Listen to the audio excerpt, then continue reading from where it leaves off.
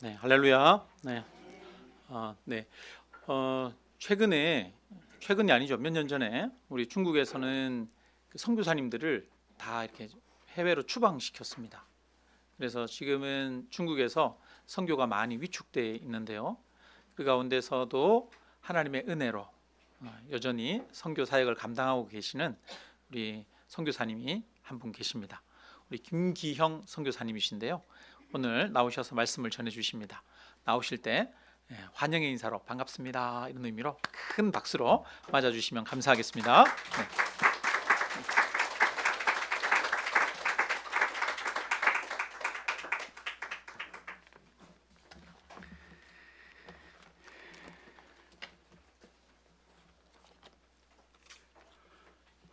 여러분 반갑습니다. 어, 평안하셨고 평안하시죠? 예, 일이 없어서 평안한 게 아니고 문제가 없어서 평안한 게 아니고 일이 있고 문제가 있고 핍박이 있고 박해가 있는데도 그분이 함께 하시기 때문에 그분이 은혜를 주시기 때문에 그분께서 변함없이 그 큰 사랑으로 돌보시기 때문에 오늘 제가 여기 있고 여러분들이 이 자리에 계시지 않나 싶습니다. 목사님 방금 말씀하셨지만 중국이 갈수록 상황이 안 좋습니다.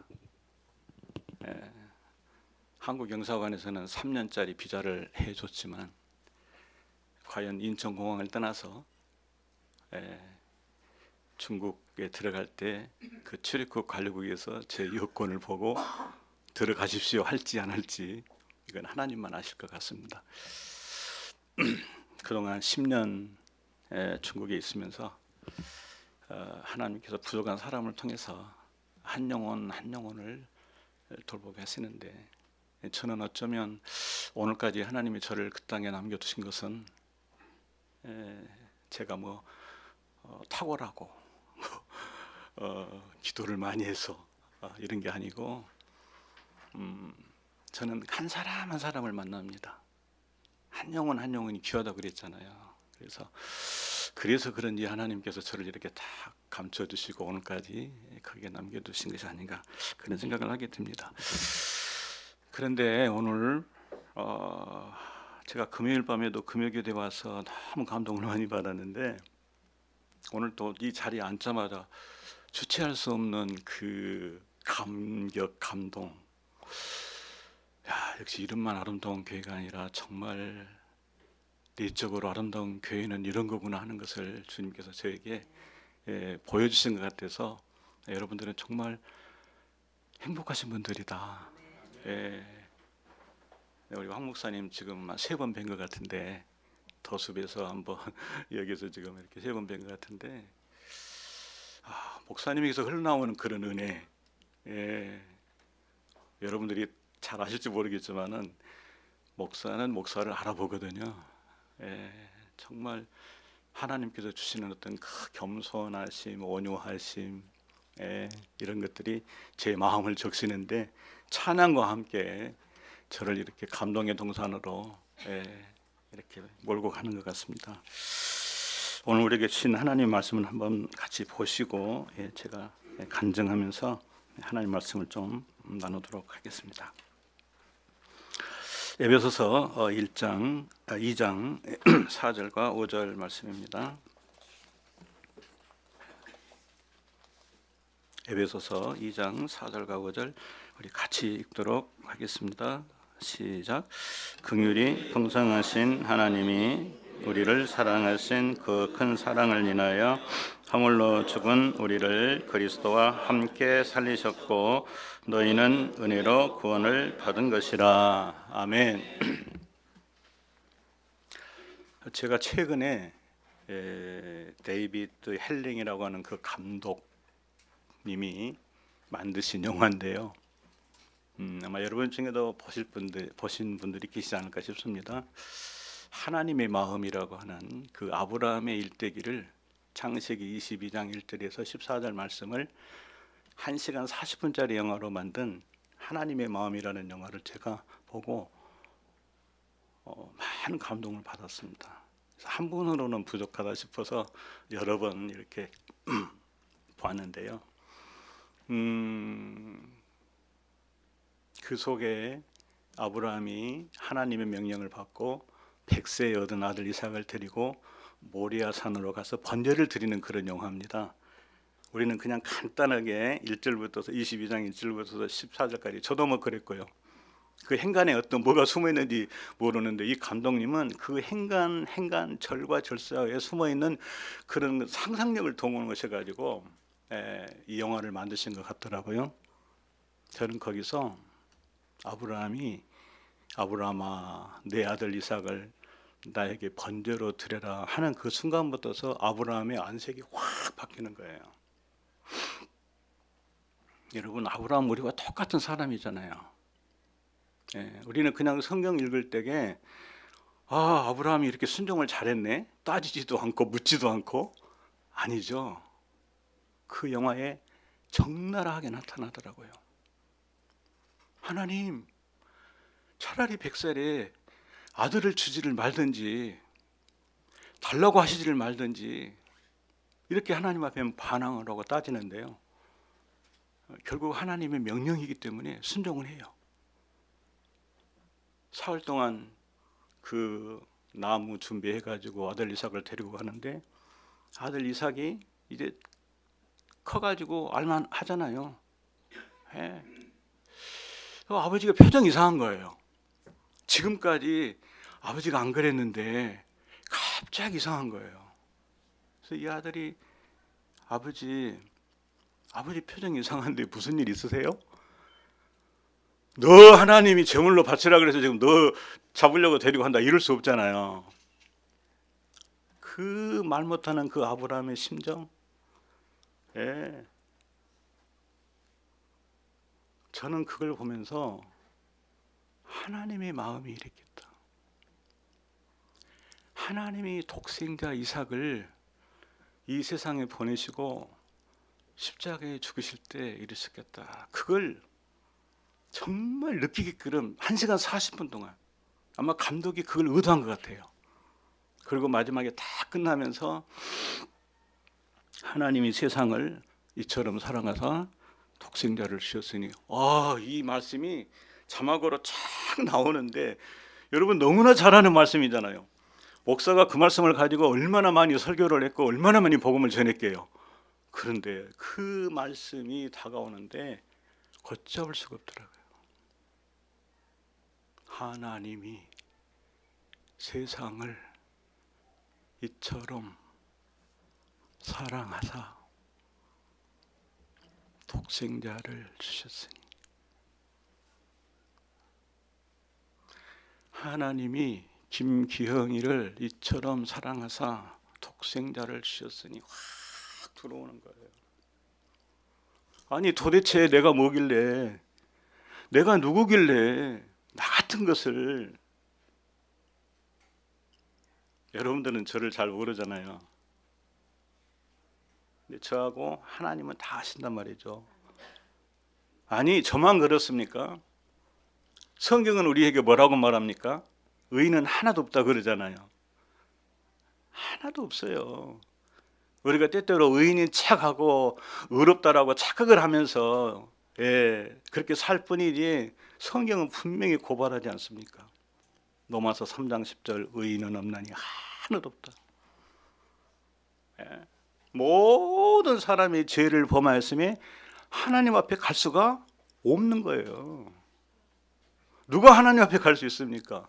아브라함 못 갑니다. 이삭 못 갑니다. 짐승의 피를 뿌리고 가야지 못 갑니다. 그것도 자기들이 직접 못 가잖아요. 제사장이 가야 되잖아요. 그런데 영원한 대제사장 되신 예수 그리스도가 오셔서 그 십자가에서 보혈을 다 뿌려주심으로 말미암아 그 핏값으로 다 같은 것이,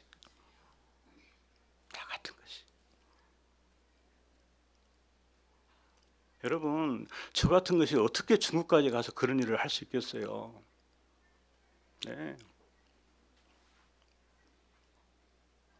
최근에 제가 어떤 얘기를 들었는가 하니 북한에서 스파이들이 한국 사람들만 노린대요.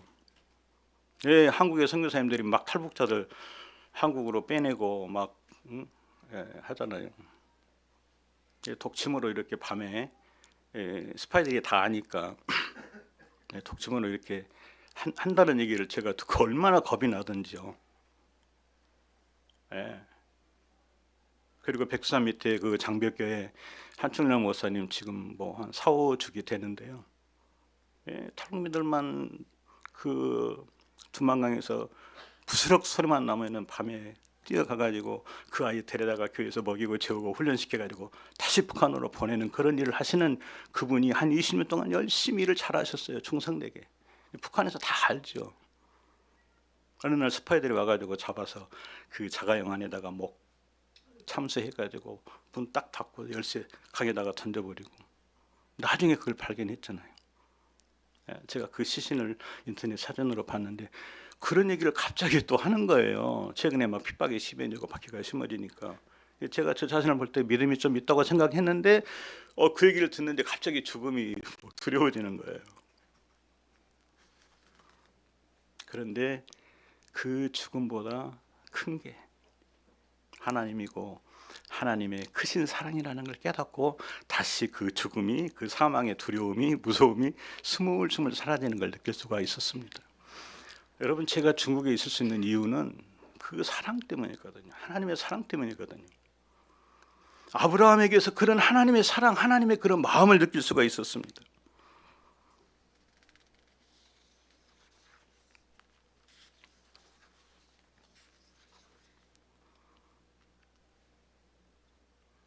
여러분들은 하나님의 사랑을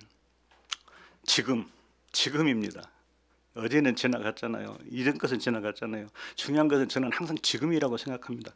지금 저와 여러분이 하나님의 이 사랑을 어떻게 느끼고 있는지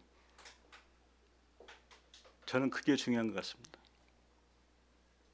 내가 뭐 목사 안수 받을 때, 뭐 선교사로 파송될 때, 뭐 2015년도에 하와이에서 선교 훈련 받다가 은혜 받은 거 다 지나갔어요.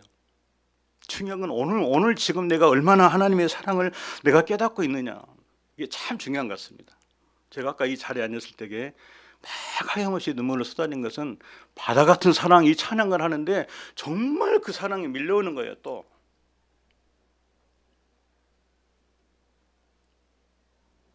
여러분, 긍휼이 풍성하신 하나님이 우리를 사랑하신 그 큰 사랑을 인하여 이 말씀을 성령의 감동으로 누가 하고 있습니까?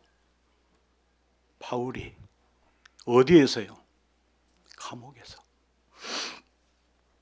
여러분들이 잘 아시는 대로 에베소서는 바울이 감옥에서 기록한 옥중서신이잖아요. 아니, 어떻게 감옥에 있는 사람이 하나님의 사랑, 그렇죠? 이분이 하나님을 잘 몰랐을 때에는 교회를 완전히 잔멸하려고 했잖아요. 교회를 핍박하고 박해하고. 그러나 그는 다메섹 도상에서 사랑의 주님을, 부활의 주님을 만납니다. 물론 그 뒤로 하나님은 바울을 하나님의 그릇으로 도구로 쓰시기 위해서 14년을 훈련을 하시죠. 14년 훈련하시고 선교사로 파송을 하는데요. 저는 그냥 다메섹에서 은혜 받고 사흘 만에 눈 뜨고 선교사로 막바로 간 줄 알았어요, 처음에는. 근데 성경을 13권의 바울이 쓴 서신과 특별히 사도행전을 자세히 읽어보면 14년 동안을 하나님이 굴리셔요. 다윗을 어렸을 때에 사무엘을 통해서 왕으로 기름 붓게 하시고 15년을 굴려가지고 30세에 왕이 되게 한 것처럼, 모세를 궁중에서 40년, 미디안 광야에서 40년, 80년을 훈련을 시켜가지고 80세에 애굽에서 이스라엘 백성들을 구원해내도록 훈련하신 것처럼,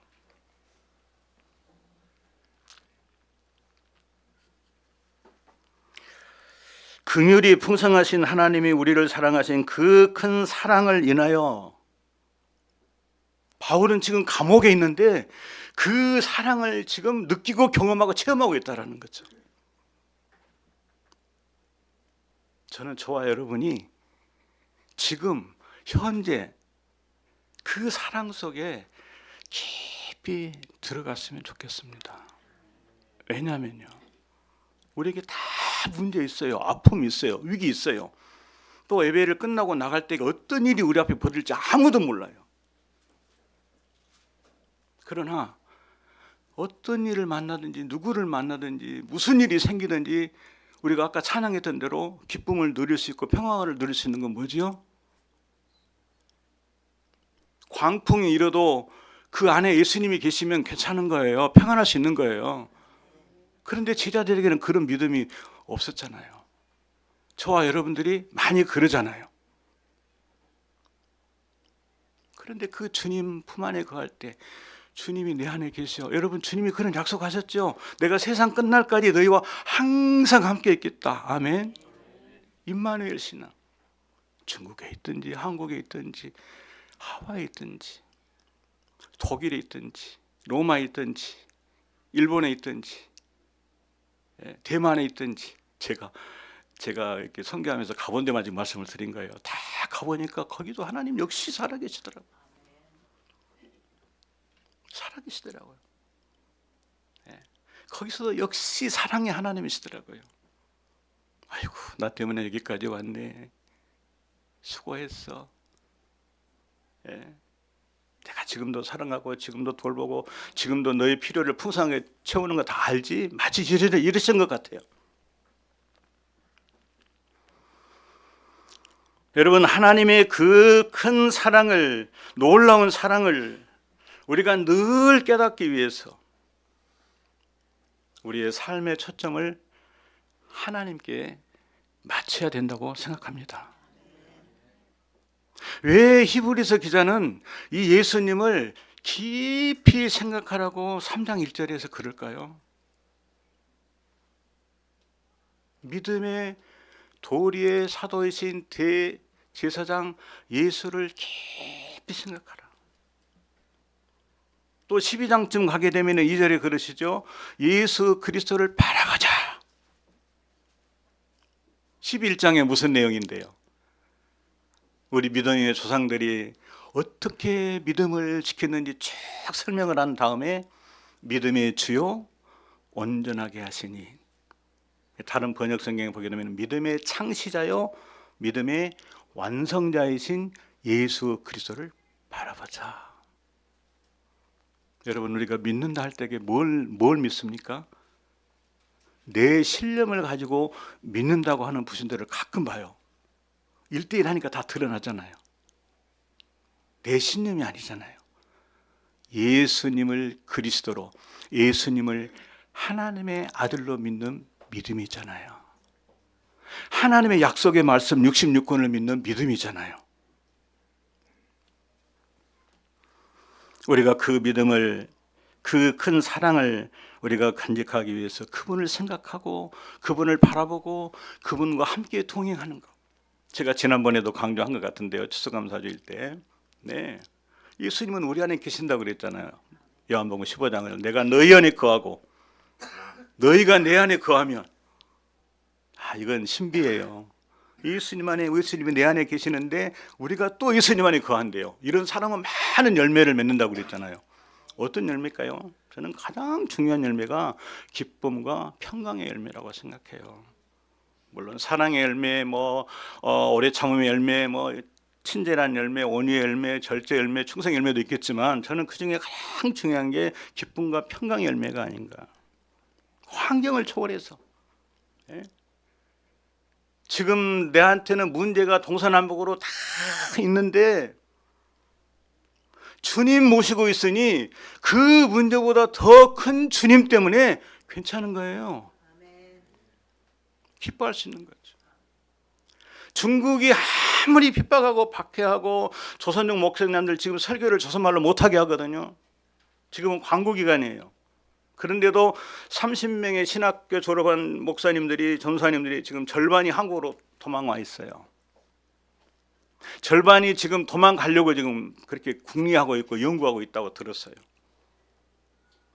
제가 지난 5개월 동안 두 전사님을 1:1 양육을 비밀이라는 곳에서 하면서 그분들에게 들은 거예요. 지금 우리가 1대1 하면서도 여기에 누군가 들어올 수 있다라고 그런 불안감을 안고 하는 거거든요. 그런데 여러분 불안해야 되잖아요. 안 불안해요. 왜 그럴까요? 주님 때문이죠. 주님이 함께 하시기 때문이죠. 예. 9시 시작하면 오후 5시까지 점심 먹어가면서 같이 훈련을 하는데 얼마나 성령의 역사가 강한지 이분들이 성경을 저보다 더 많이 읽은 분들이에요. 그분들이 할 수 있는 게 성경을 읽는 일밖에 없잖아요. 그런데 성경을 이제 이렇게 조직적으로 예수 그리스도 중심적으로 보셔야 되는데 그런 부족한 부분들을 제가 살짝 이렇게 안내를 해드리고 도와드리는 일을 하는데요. 다 알고 있는 말씀인데 그걸 또 이렇게 공부를 하다 보니까 성령님은 말씀과 함께 같이 가시잖아요. 그분들의 마음을 만지고 생각을 만지고 몸을 만지니까요. 병이 낫고요. 아픔이 치유가 되고요. 괜찮다는 거예요. 잡혀가도 괜찮고 옥에 들어가도 괜찮고 죽어도 괜찮다는 거예요. 두 분 다 50대예요. 한 분은 76년생, 한 분은 74년생인가 그러시는데 대단해요. 저는 그분들에게 또 배워요. 느껴요. 하나님의 그 큰 사랑, 하나님의 그 은혜, 오늘 본문을 보게 되면은 사랑이라는 말이 나오고 은혜라는 말이 나오고 그렇죠? 긍휼이라는 말이 나오고 다 비슷비슷한 단어들이잖아요. 긍휼이 풍성하신 하나님이 우리를 사랑하신 그 큰 사랑을 인하여 허물로 죽은 우리를 그리스도와 함께 살리셨고 너희는 은혜로 구원을 받은 것이라. 긍휼, 사랑, 은혜 다 비슷비슷한 하나님께서 우리들에게 값 없이 주시는 그런 사랑, 그런 긍휼, 그런 은혜잖아요.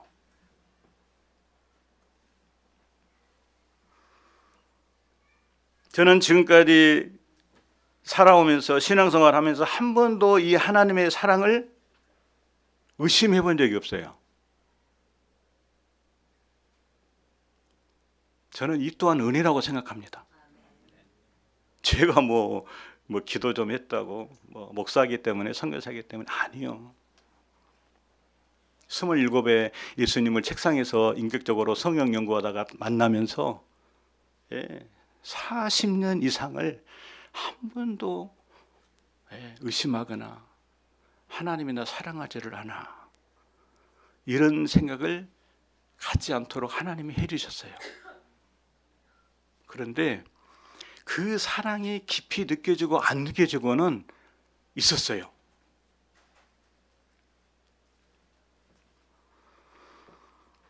자, 저는 이 하나님의 그 큰 사랑을 늘 큰 사랑으로 느낄 수 있기 위해서 우리가 정말 알아야 될 게 있다고 생각합니다. 이건 계속 생각을 하면서 하나님의 사랑을 생각해야 그 사랑이 진짜 사랑이 되는 거지.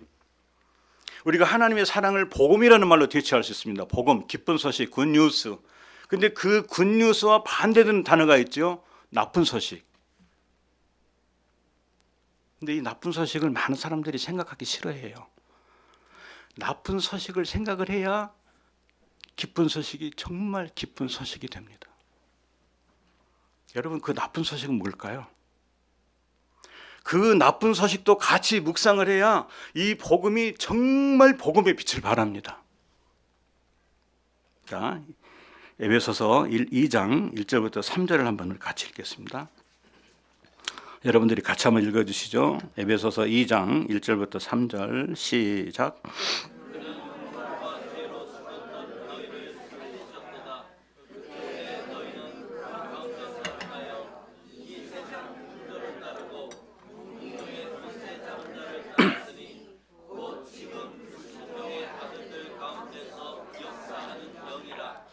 전에는 우리도 다 그 가운데서 우리의 육체의 욕심을 따라 지내며 육체와 마음에 원하는 것을 하여 다른 이들과 같이 본질상 진노의 자녀이었더니 아멘. 이 세 가지를 항상 생각합니다. 내가 과거에 어떤 존재였는가? 어떤 존재였다고요? 허물과 죄로 죽을 수밖에 없었던? 아니요. 성경은 죽었던 자라고 얘기합니다. 죄와 허물로 죽었던 자들이라고 얘기합니다. 우리 모든 인류의 현주소는 창세기 3장 이후에 다 죽은 상태예요. 영적으로. 지금 불신자들의 상태가 이런 상태입니다. 우리가 예수 믿기 전에 상태가 이런 상태였습니다. 네. 허물과 죄로 죽었던 자들이에요. 여러분, 아담과 하와가 보십시오. 하나님하고 에덴 동산에서 얼마나 행복했습니까? 얼마나 기쁘고 즐거웠습니까? 죄가 없는 상태의 그 에덴 동산, 창세기 2장까지. 그런데 창세기 3장에 사탄을 통해서 죄가 들어오면서 어떻게 되던가요? 완전히 하나님하고 원수되잖아요. 사탄이 그걸 노린 거예요. 네가 이거 먹으면 하나님처럼 된다. 예. 우리 신앙생활 해도 저도 내 안에 그게 있어요. 하나님처럼 되고 싶은 그런 욕구가 지금도 있어요. 예. 누가 조금 칭찬해주고 격려해주고 뭔가 잘하는 것 같으면 은근히 내 속에서 하나님이 하시는데요. 하나님께 영광 해놓고 속에는 은근히 내가. 여러분, 이게 뭐지요? 우리의 신분은 예수 믿어서 구원받은 하나님의 자녀, 영생을 얻은 자 분명한데 아직도 그 타락한 본성은 우리를 자꾸만 그리로 끌고 가려고 하는 이런 게 있어요. 예. 그래서 사도 바울은 에베소서 이런 이야기를 쭉 하면서 뒤에 6장에 가서 뭐라고 얘기한 줄 아세요? 야, 너희들 구원받고 영생 얻었으니까 이제 마음껏 놀아도 돼, 이런가요? 아니요. 예. 우리의 싸움은 혈과 육에 가는 게 아니라 악한 영들과의 전쟁이다 라고 하면서 하나님의 전신갑주를 입으라 그러잖아요. 우리가 왜 실패합니까? 왜 넘어집니까? 왜 좌절합니까? 왜 원망하고 불평이 생긴가요? 이렇게 은혜스럽게 예배 드리고 나서 가다가 왜 불평하고 왜 다투고 왜 집에 가서 또 부부간에 갈등하고 자녀들에게 또 화내고 그럽니까? 영적 싸움에서 진 거예요. 구원 못 받은 게 아닙니다. 구원 받았음에도 불구하고 거룩한 삶을 살지 못하는 거예요. 왜? 내가 살아있으니까. 사탄이 그걸 노리는 거죠. 예. 우리 안에 예수님이 계신 걸 아니까 넘어뜨리지는 못해요. 절대 못 넘어뜨립니다. 사탄은. 예, 우리 안에 예수님이 계시니까. 할렐루야. 못 넘어뜨려요. 그런데 우리를 속이잖아요. 유혹하잖아요. 예수님을 의심하게 만들어요. 예수님하고 가까이 하지 못하도록, 야, 오늘만 예배야? 기도를 꼭 오늘 해야 돼? 큐티를 꼭 오늘 해야 돼? 오늘 주이니까 생각해도 되잖아.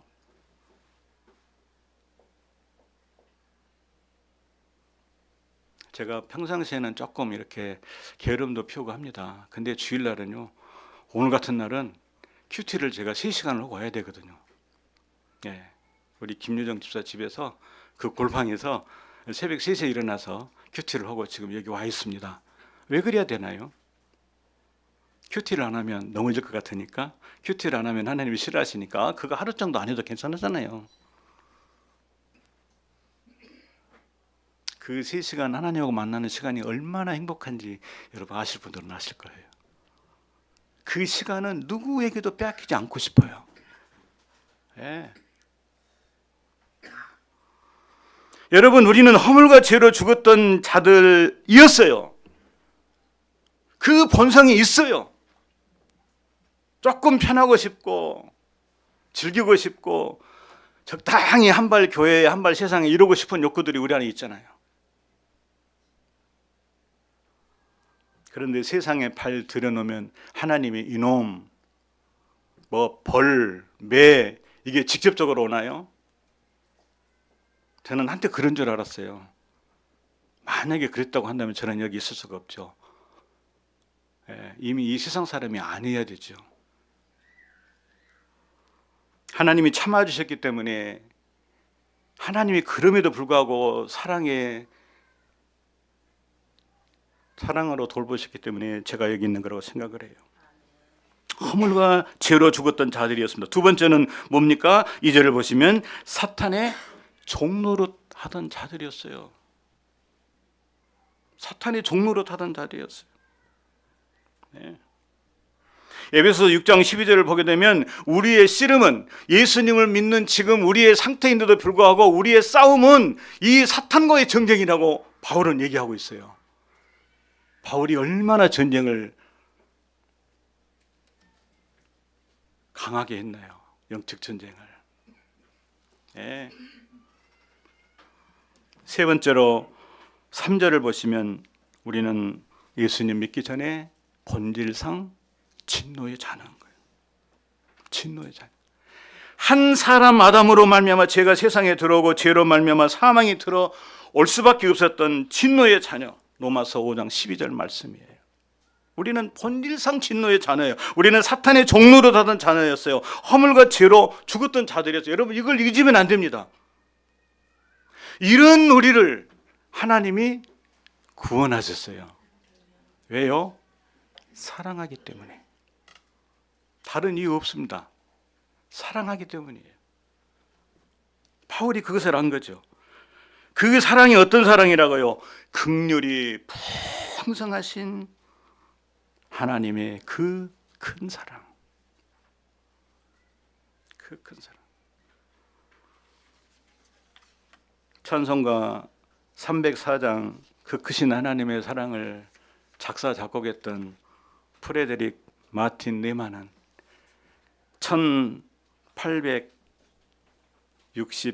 1867년에 태어나가지고 1953년을 사는 동안에 얼마나 많은 하나님을 찬양하는 찬양시를 노래했는지 몰라요.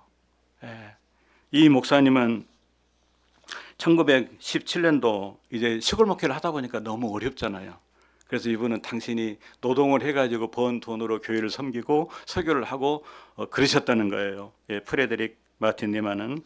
이 네만 목사님이 1917년 캘리포니아 그 페세데나에 있는 치즈 공장에서 일할 때 이 공장에 치즈 주문이 너무 많이 들어오니까 아주 숨 돌릴 틈도 없이 바빴다고 그래요. 그 네만 목사님은 바쁘게 오전 작업을 마치고 늦은 점심을 먹으려고 일어서는데 일어서서 이제 공장 한마당 한쪽에 가서 아내가 정성껏 만들어준 그 점심 도시락을 이제 꺼내서 그 도시락을 먹으려고 하는데 정말 그 먹기 전에 고단하고 힘들었지만은 도시락을 싸준 그 아내에게 감사했고 가난하지만 굶지 않게 먹을 것을 주신 그 하나님께 더욱 감사했다 하고 도시락 뚜껑을 열었는데 그 속에 메모지 한 장이 있는 거예요. 그 메모지 속에는 유대인이 지은 그 찬양시 하다무트가 적혀 있었는데 이 네만 부부는 은혜로운 성경 말씀이나 좋은 글귀를 읽으면은 메모해 두는 습관이 있었다 그래요. 그래서 그 네만 목사님의 아내가 사모님이 이 하다무트 시를 읽고 감동 받아서 도시락에다가 그 짧은 글귀를 써서 보낸 거죠.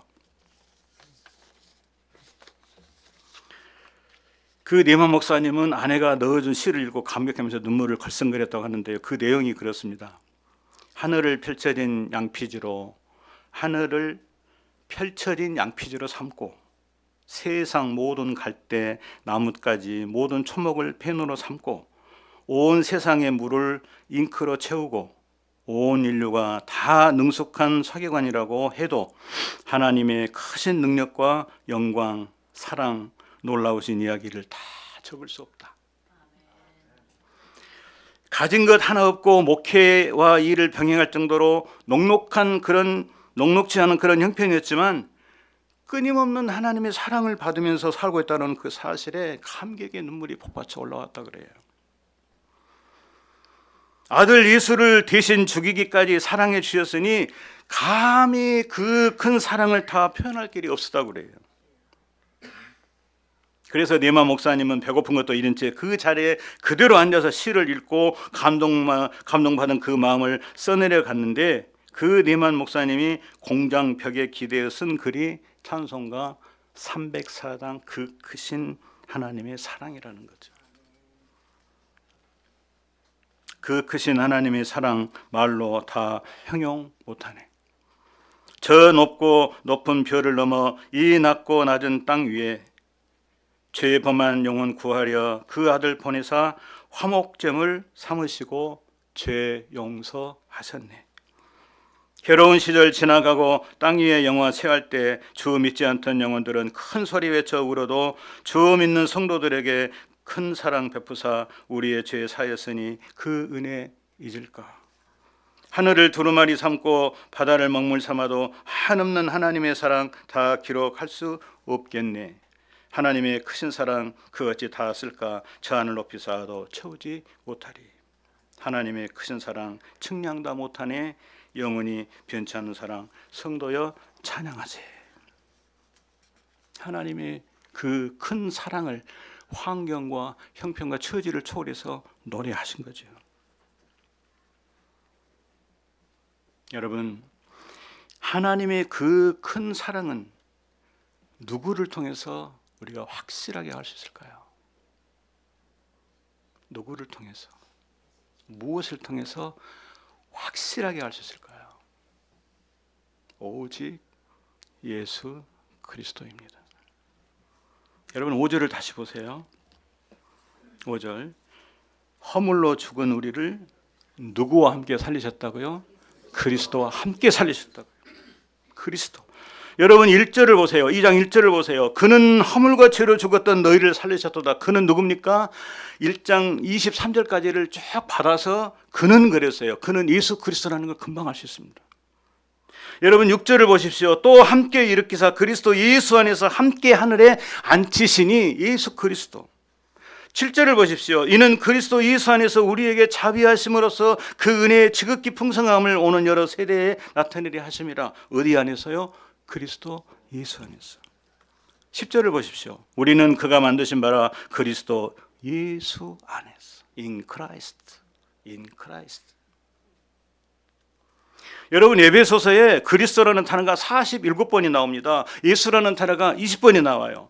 마태복음 1장 1절 아브라함과 다윗의 자손 예수 그리스도의 계보라부터 시작해가지고 요한계시록 22장 21절 주 예수의 은혜가 모든 자들에게 있을지어다라까지 신약 성경에 예수라는 단어가 1392번이 나와요. 그리스도라는 단어가 524회가 나옵니다. 제가 이번에 직접 좀 제 참고서를 찾아봤거든요. 여러분 로마서 5장 8절 잘 아시잖아요.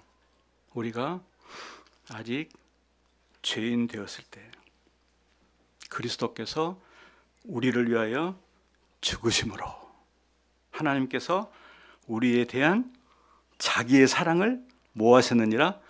확증하셨느니라. 할렐루야. 확증하셨느니라. 이보다 더 큰 하나님의 확실한 증거가 어디 있겠습니까? 이미 하나님은 예수님을 창세기 3장 15절 아담과 하와의 그 범죄 이후에 바로 예수 그리스도를 계획하시고 아까 말씀드렸던 그 아브라함과 이삭의 관계 이미 거기에 하나님은 예수 그리스도를 내포시키신 거예요. 출애굽 사건은 놀라운 구원 사건 이미 거기 예수 그리스도가 계셨던 거예요. 아니 창세기 1장 1절에 하나님이 태초에 천지를 창조하시니라. 이 하나님은 어떤 하나님입니까? 성부, 성자, 성령, 삼위 하나님 아닌가요? 이미 성경의 시작부터 예수 그리스도는 계시되어 있어요. 그분이 우리를 구원하시기 위해서 인간의 몸을 입고 오셨다라는 거예요. 그 십자가에서 하나님의 사랑은 분명하게 확실하게 나타나는 거죠. 그러기 전에 예수님이 어느 날 제자들과 함께 길을 가시는데 떼약볕에 사마리아 지방에 일부러 들어가시죠. 우연이 아니고요. 네, 어쩌다 간 게 아니고 일부러 계획을 하시고 의도적으로 가신 거예요. 제가 성경을 보면 볼수록 그게 막 와 닿아요. 아, 예수님이 의도하셨구나. 계획하셨구나. 여러분 거기에는 누가 있습니까? 유대인들이 만나기 싫어하는 사마리아 여인이 있습니다. 그냥 사마리아 여인이 아니죠. 남편을 몇 번을 바꿨어요? 5번을 바꾸고 지금 있는 남편도 그 여인의 남편이 아닌 거예요. 예수님 보시기에. 우리 같으면 그런 사람 만나기 쉬워요? 즐겁게 만날 수 있습니까? 아니요. 의도하고 가셨다니까요. 왜? 사랑해서. 사랑해서. 그걸 그 여인이 깨달은 거잖아요. 그래서 물길로 오는 것도 까먹고 동료로 달려가잖아요. 아, 내가 메시아를 만났다.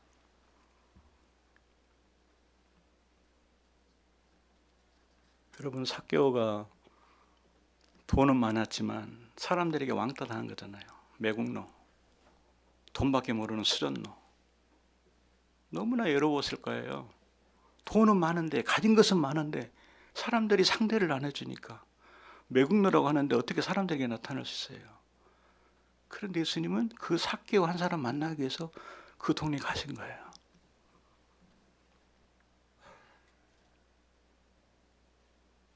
삭개오는 그 예수님의 소식을 듣고 어떻게든 예수님 만나려고 키 작은 그 핸디캡도 불구하고 나무 위에 올라가잖아요.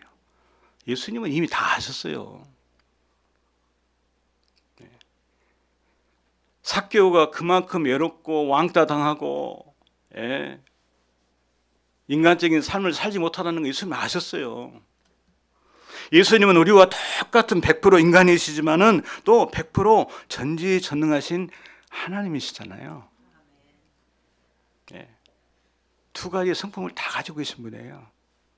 신성으로 아신 거예요. 오, 삭개오 보고 세상에 삭개오 이름까지 아시잖아요. 언제 만났어요, 예수님이 삭개오를? 알고 계시는 거예요. 삭개오 같은 저와 여러분의 이름을 주님은 다 알고 계신다고요. 사마리아 여인 같은 저와 여러분들을 예수님은 다 아시고 만나 주셨잖아요. 제가 여기 있는 것은 바로 그 주님의 사랑 때문인 거예요. 그런데 우리는 예수님 만나고 나서 너무 거룩한 척 하잖아요. 고상한 척 하잖아요. 과거를 할 수 있으면 숨기려고 하잖아요. 여러분, 절대 은혜 못 받습니다.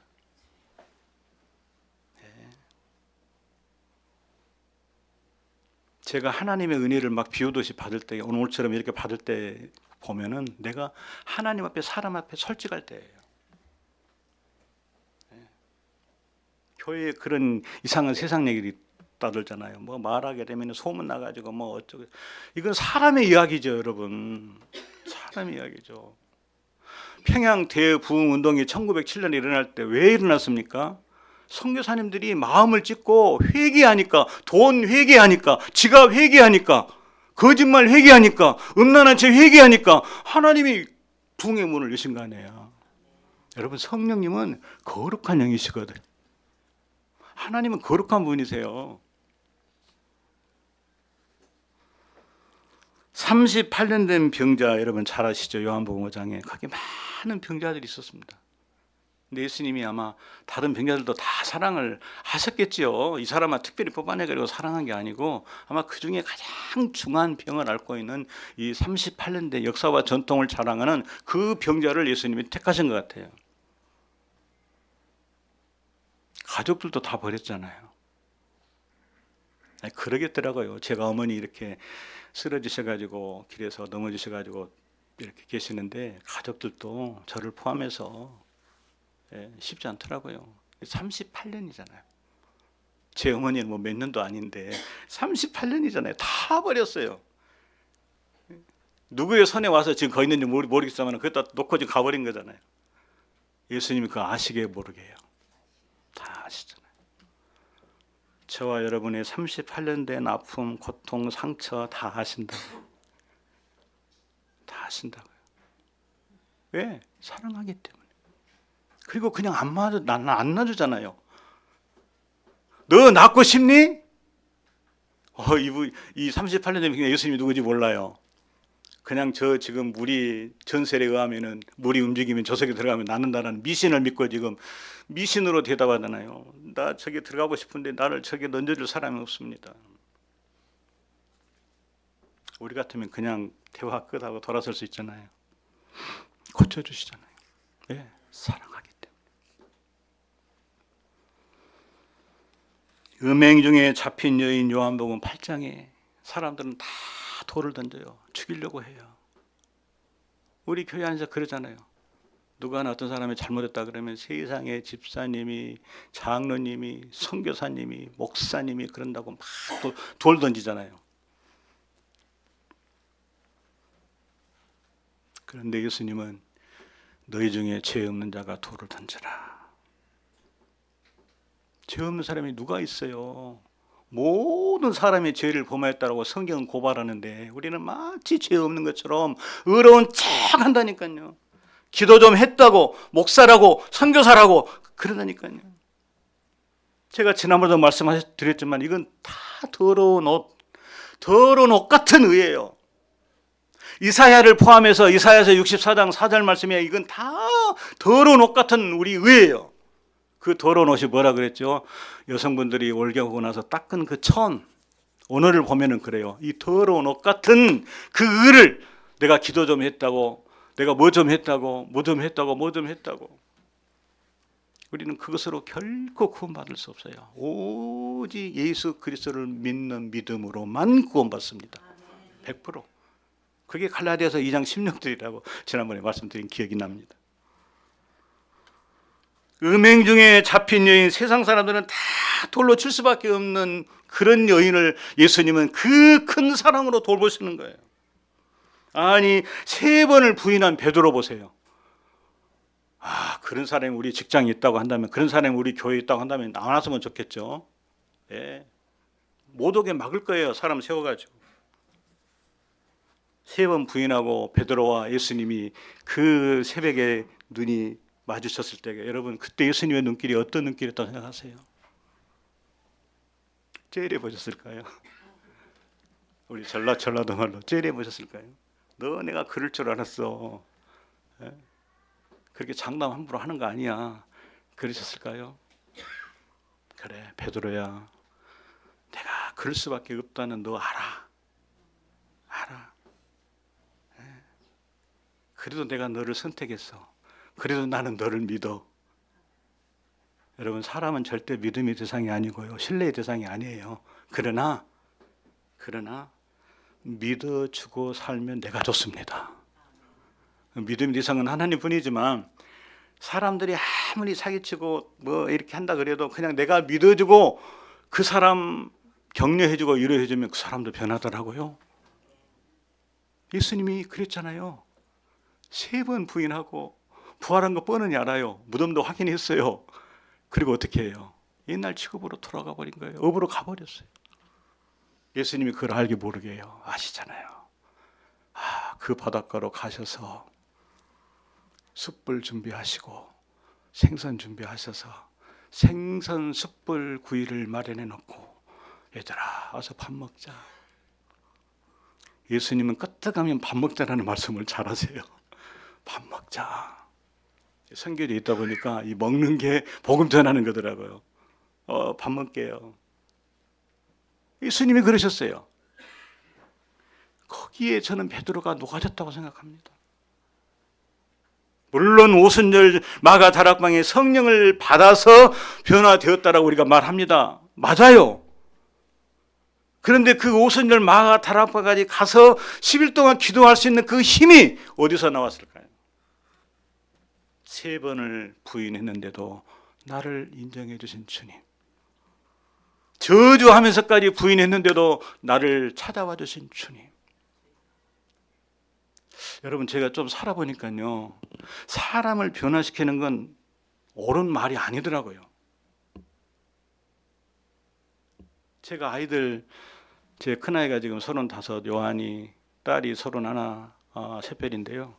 어렸을 때에 옳은 말씀으로 가르치려고 야 성경 암송해, 뭐 성경 봐야 돼, 기도해야 돼, 얼마나 옳은 소리 많이 했게요.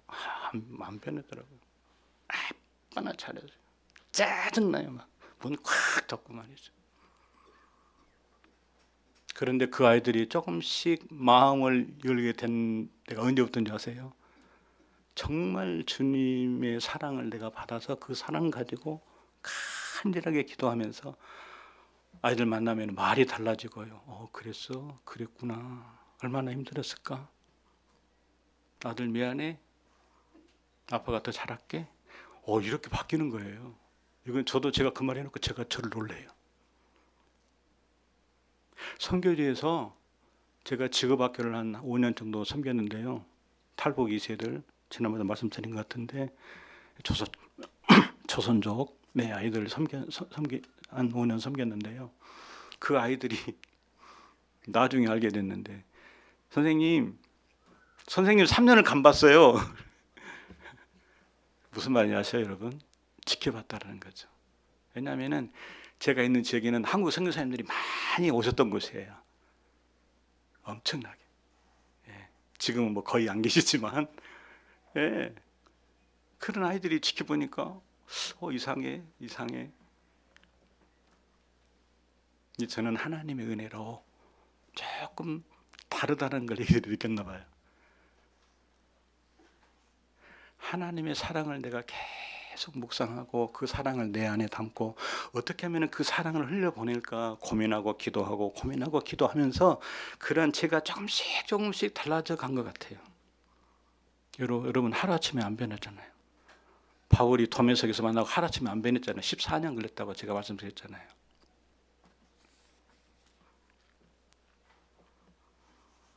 십자가의 오른편 강도 사랑.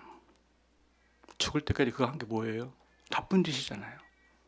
그런데 거기 죽어가는 그 상황에서도 그 오른편 강도를 사랑하시잖아요. 너 오늘 나와 함께 낙원에 있으리라.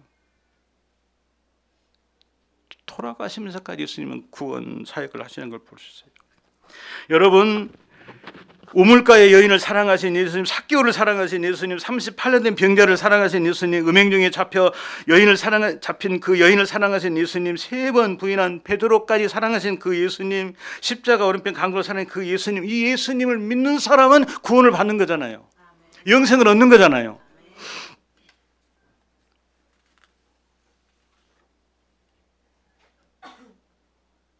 우리는 구원 받을 만한 자격이 없어요.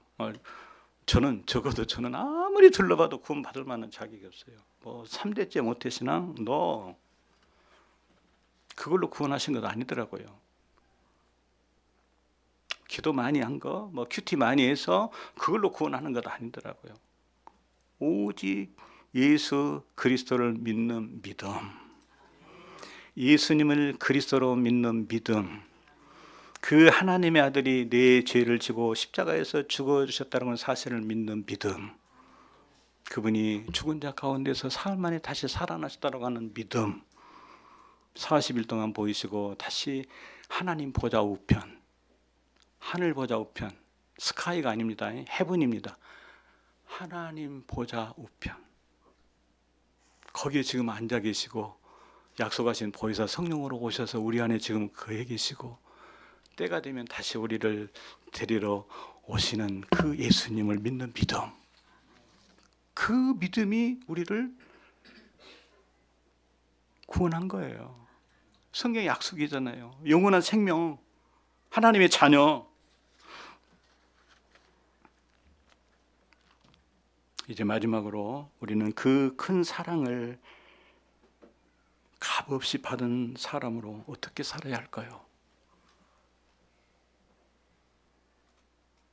어떻게 살아야 할까요? 저는 그 받은 사랑을 나누어야 그 사랑이 커진다고 생각합니다. 여러분, 나누지 않으면 썩더라고요. 사회 바다가 왜 썩은지 아시죠? 받고 보내지 않으니까 썩습니다. 근데 갈릴리 바다는 계속 살아서 물고기가 살아있어요. 왜요? 흘려보내거든요. 요단강을 통해서 흘려보내거든요. 우리가 사랑을 받은 자로서 사랑 흘려보내지 않으면 썩어요. 나밖에 몰라요. 굉장히 이기적인 분들 많이 봅니다. 아니라고 생각해요. 흘려보내야 됩니다. 제가 연길에서 만났던 양재 온누리교회 올해 해가위신데 그 남자 M 집사님을 제가 이렇게 하나님 만나게 하셨어요. 그분은 탈북민 사역을 20년 이상을 지금 하고 계신 분인데 지난번에도 잠깐 말씀을 드렸을까요? 근데 하나님께서 그 집사님을 코로나 한 2, 3년 전에 만나게 하셨는데 만날수록 너무 신실하신 거예요. 만날수록 이분이 예수님이신 거예요.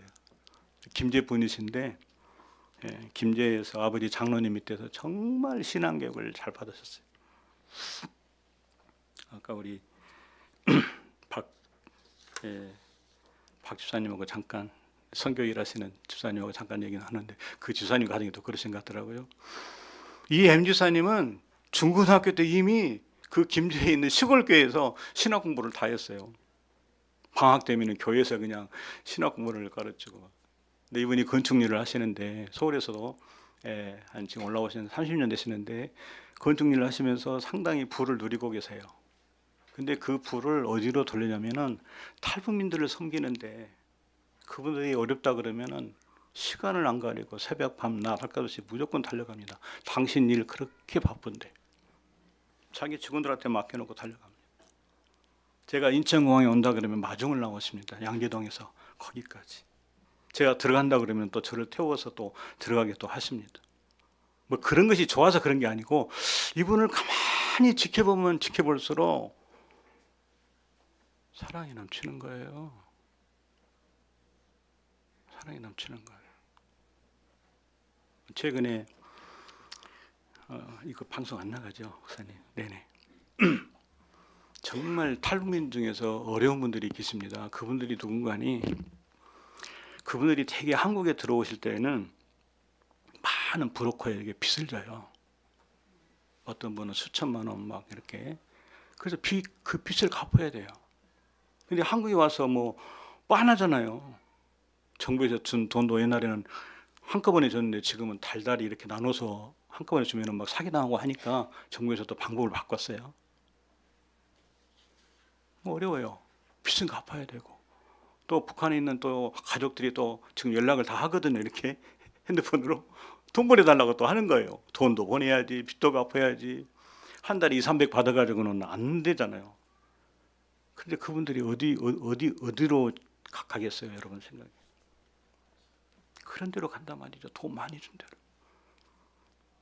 이걸 얼마 전부터 그 MG사님이랑 저랑 한 서너 명이 정말 비밀스럽게 기도하기 시작했어요. 이건 정말 교회들도 함부로 손을 못 내미는 그런 사역이기 때문에 기도밖에 없다 우리가.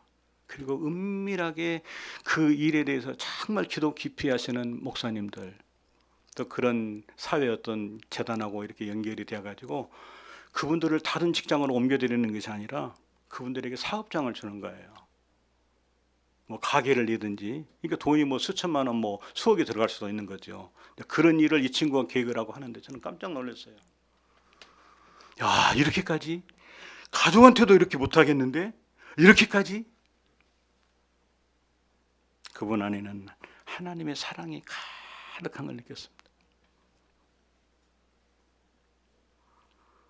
제가 지난주에 하나교회에서 예배를 드렸습니다. 하나교회는 두 개가 있습니다. 강원도 화천에 남성들을 국정원을 거쳐가지고 이제 3개월 동안 한국에 나오기 전에 적응훈련을 하는 것이 하나교회입니다. 남자 숙소는 남자 하나원은 강원도 하천에 있고 여자 하나원은 경기도 안성에 있습니다. 경기도 안성에 거기서 예배를 드리면서 그 자매들을 조금 섬겼으면 좋겠다라고 하는 부탁을 받고 지난 주일 새벽같이 거기로 갔습니다. 하나님께서 거기서 한 자매를 만나게 하셨습니다. 최은실 자매라고 39살 된 자매인데요. 그 자매가 그런 얘기를 하는 거예요. 자기는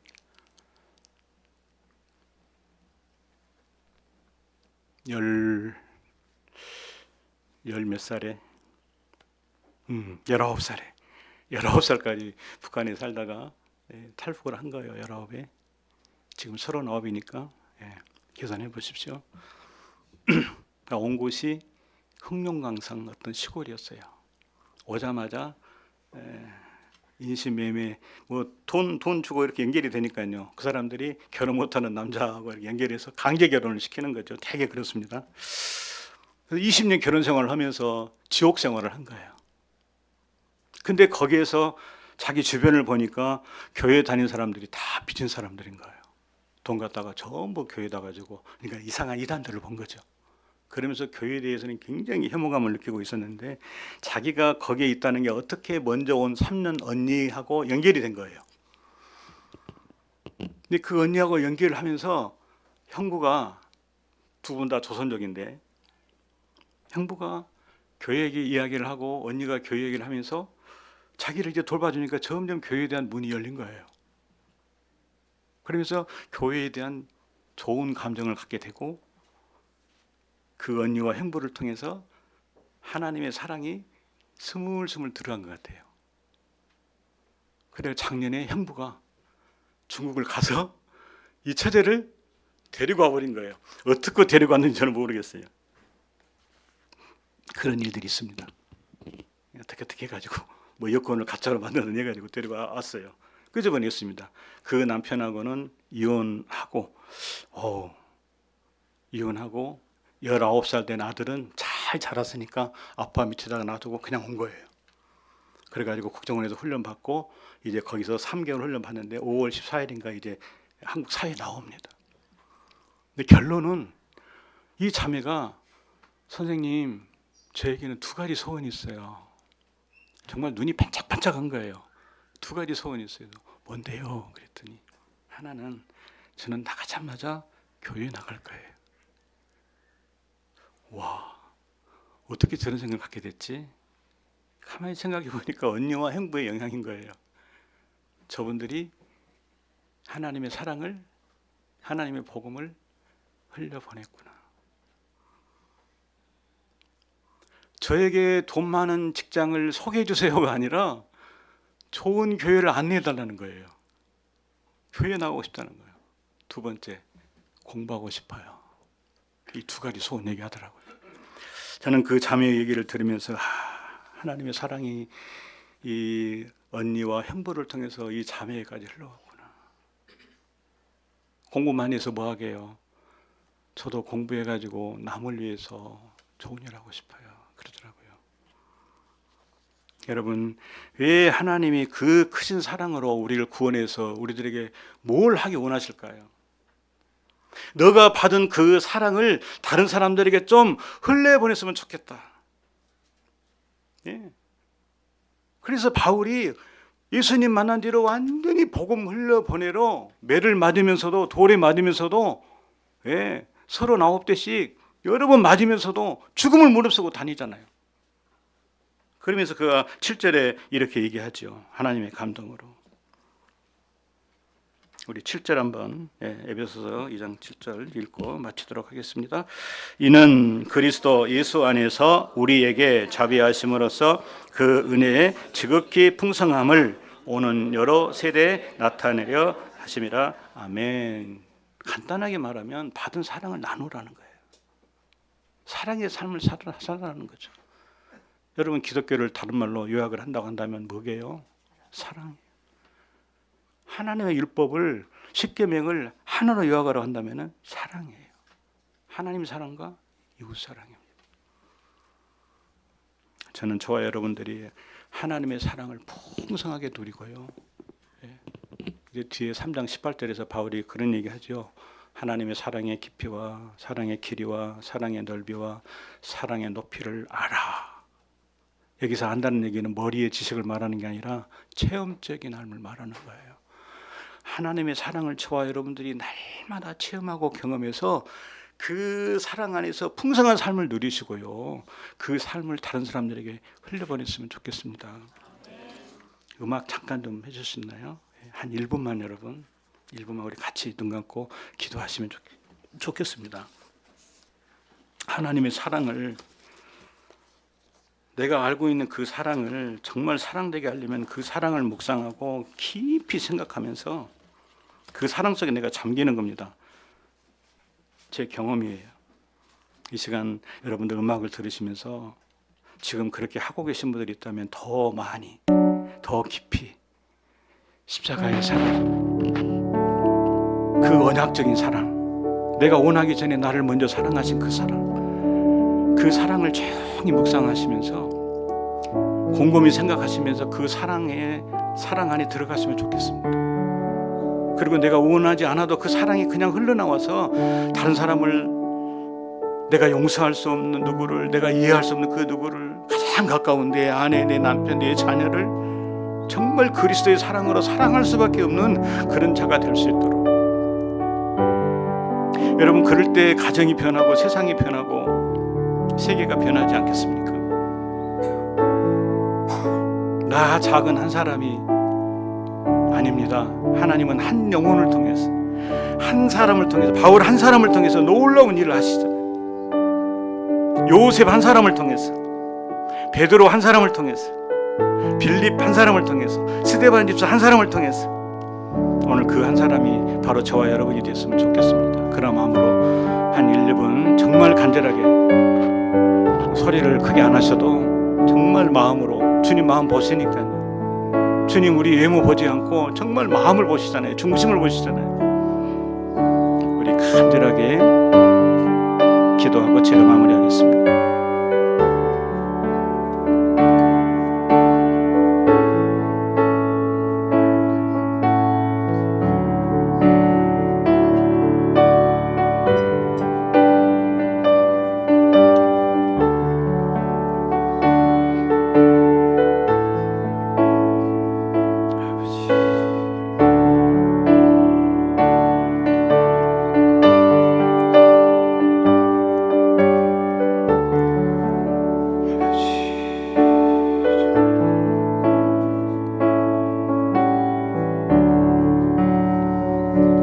아버지,